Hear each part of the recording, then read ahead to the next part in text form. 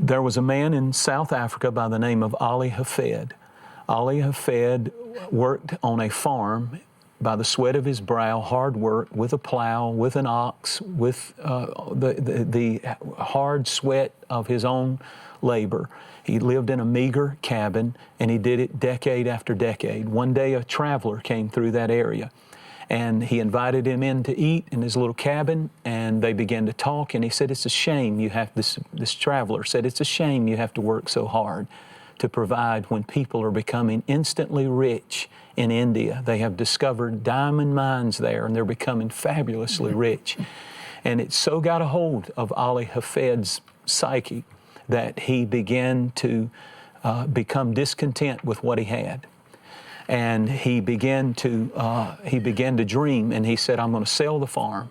I'm going to sell the whole farm. He kissed his wife goodbye. He sold it, kissed his wife goodbye, told his little sons, I'll be back, and when I do, you'll be so rich, you'll sit on thrones. We're going to live an amazing life. He goes overseas. He searches and searches and searches, ends up in Spain, never finds diamonds, and in a tragic twist to the story, jumps into a raging river, leaves a suicide note, there are no diamonds anywhere. And it's a sad story, but this is where it gets amazing in a way, because the man who bought the farm is using the same plow, living in the same shack, using the same ox, working in the same fields. And while he's plowing, he keeps hitting these annoying black rocks that when the sun hits them just right, they have the colors of the rainbow.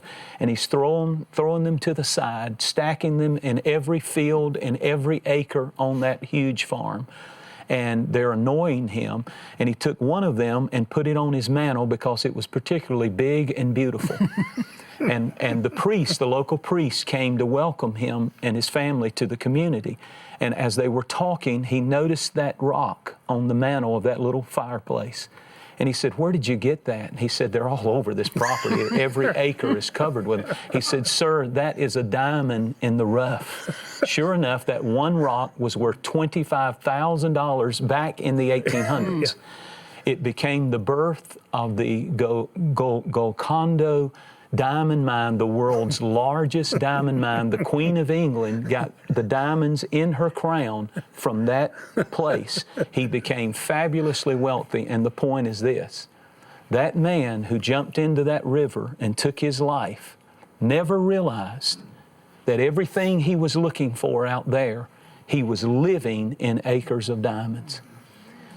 And how many people right now are so discontent with their life? All they see is what they don't have, what they wish they had. Somewhere out there, if I could have this, if I could have that, if I could get the car, if I could get the wife, if I could get this or that, I would be content and I would be happy. Never realizing that if you have Jesus Christ in your life right now, I mean, how long are we going to keep probating our joy? At what point do we really start enjoying and saying, this is the day the Lord has made? Everything isn't perfect in my family. Everything isn't perfect in my life. Everything isn't perfect in my finances. But right now, I'm not in the hospital. I don't see any tubes coming out of you guys.